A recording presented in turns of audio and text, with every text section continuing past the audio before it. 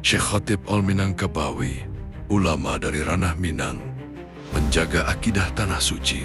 Di antara ribuan jamaah yang memadati Masjidil Haram, di bawah bayang Ka'bah yang tak pernah tidur dari doa-doa manusia, pernah berdiri seorang ulama dari negeri jauh dari tanah hijau Minangkabau, dari pelosok Nusantara. Namanya Syekh Ahmad Khatib Al-Minangkabawi, seorang anak kampung dari Sumatera Barat yang suaranya kelak menggema di jantung dunia Islam.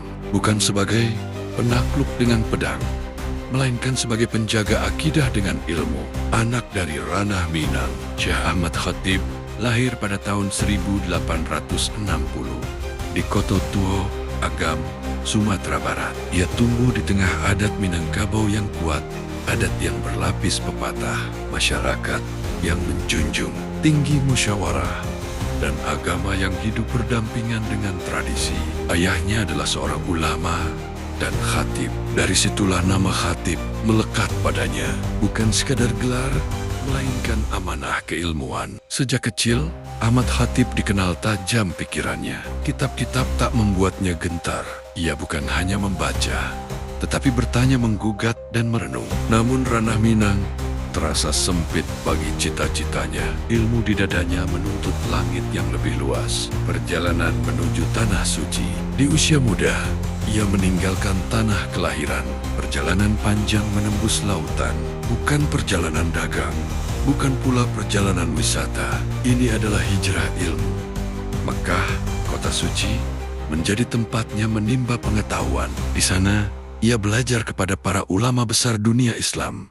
Fikih, usul fikih, tauhid, falak, dan logika. Hari-harinya dihabiskan di halakoh-halakoh Masjidil Haram. Malamnya diterangi lampu minyak dan lembaran kitab. Ia bukan murid biasa. Ia cepat memahami, tajam berargumen, dan berani berbeda pendapat selama dalilnya kuat. Ulama Nusantara di jantung Mekah. Waktu berlalu, nama Ahmad Khatib mulai dikenal. Hingga akhirnya, sebuah kehormatan besar datang. Ia diangkat menjadi imam dan khatib mazhab Syafi'i di Masjidil Haram. Sebuah posisi yang sangat prestisius dan nyaris tak pernah diberikan kepada ulama non-Arab. Bayangkan, seorang anak Minangkabau berdiri mengajar fikih di hadapan ulama dari Mesir, Syam, Hijaz, dan Yaman.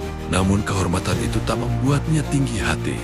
Ia justru semakin keras menjaga prinsip, pena melawan kesalahan. Syekh Khatib Al-Minangkabawi dikenal sebagai ulama tegas dan kritis. Ia melihat banyak praktik keagamaan di Nusantara yang menurutnya telah menyimpang dari syariat. Taklid buta, bidah yang berlebihan, dan pencampuran adat yang merusak akidah. Dengan pena dan kitab, ia melawan. Ia menulis puluhan karya, diantaranya tentang fikih, falak, dan kritik sosial keagamaan. Yang paling terkenal, kritiknya terhadap sistem matrilineal Minangkabau dalam hal warisan, yang menurutnya bertentangan dengan hukum Islam.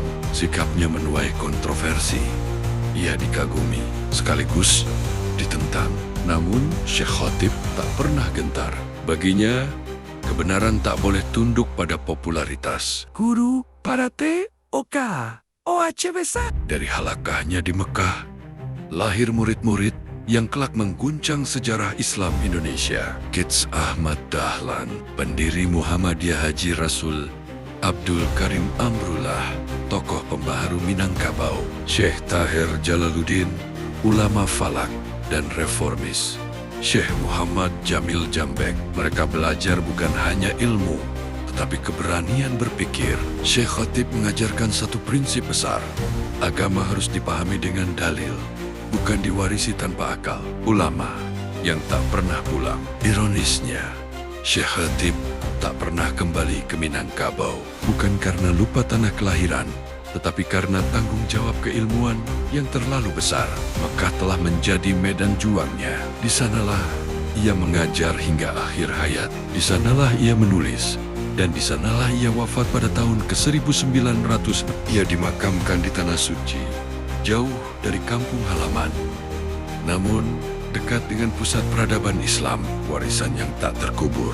Hari ini, Nama Syekh Khatib Al-Minangkabawi tak selalu disebut dalam buku sejarah populer, namun jejaknya hidup dalam gerakan pembaruan Islam, dalam rasionalitas beragama, dan dalam keberanian ulama Nusantara untuk berdiri sejajar dengan dunia.